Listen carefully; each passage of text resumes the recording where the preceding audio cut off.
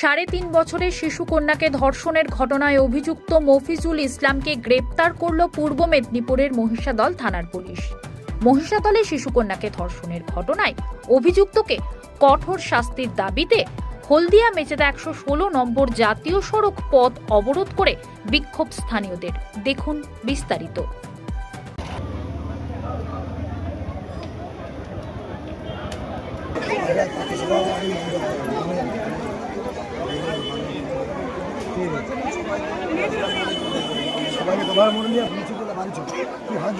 এখানে তো না বললে যে কথাটা শুনে কি বলে আগিয়ে দিয়ে ওইখানে কালো হাত ভেঙে দাও, ঘুরিয়ে দাও, ভেঙে দাও, ঘুরিয়ে দাও। মাতরম মাতরম জয় জয় শ্রীরাম, জয় শ্রীরাম। হিন্দু ঐক্য জিন্দাবাদ, হিন্দু ঐক্য জিন্দাবাদ। হুঁশিয়ার হুঁশিয়ার,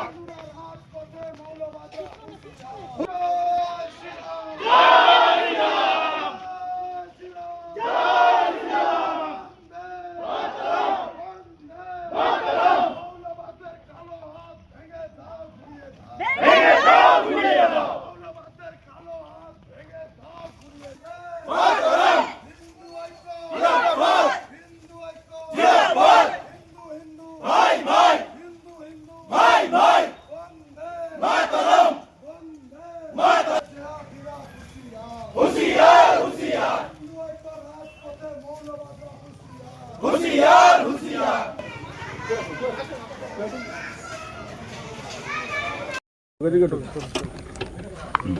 বলছি দিদি, ঘটনাটা কি ঘটেছিল, কখন কিভাবে জানতে পারলেন আপনি? আমরা দোকান আমাদের 8:30টার সময় কাকু নিয়ে গেছে ওদের বাড়িতে। এবারে আমি বারণ করছিলাম, নিয়ে চলে গেছে। এবারে 9টাতে দিয়ে গেছে আমাদের দোকান গুছিয়ে আমরা বাড়ি আসছি, 9:30 বেজে গেছে। এবার হিসি করে দিয়েছে প্যান্টে, আর যা বলছে প্যান্ট খুলে দাও, প্যান্ট খুলে দিয়েছি। বলছে আমার ব্যথা করছে। আমি বলি তাহলে জল দিয়ে ধুয়ে দিই। তো তারপরেই দেখি যে ওখানে হাত দিয়েছে। বাচ্চা তো বলছে ব্যথা, বাচ্চা নিজেই বলছে যে দাদু হাত দিয়েছে। থানাতে অভিযোগ করলেন? হ্যাঁ করেছি। কি চাইছেন এখন আপনারা? ওনার উপযুক্ত শাস্তি আমি চাই।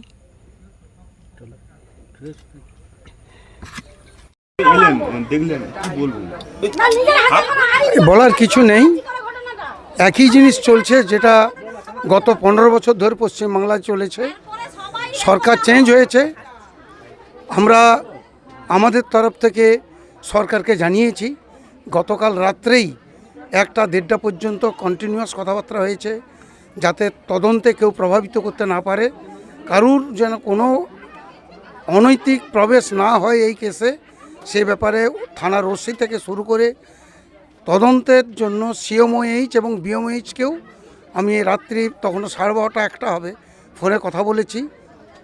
ওসি সাহেবকেও বলেছি যে পূর্ণাঙ্গ তদন্ত হবে, কোনোভাবে তদন্তে যেন কেউ প্রভাবিত না হয় এবং সেইভাবে এগিয়ে যাবে। এবং রাত্রেই আমাদের সরকার পক্ষকে জানানো হয়েছে, সিএম সাহেবকেও জানানো হয়েছে।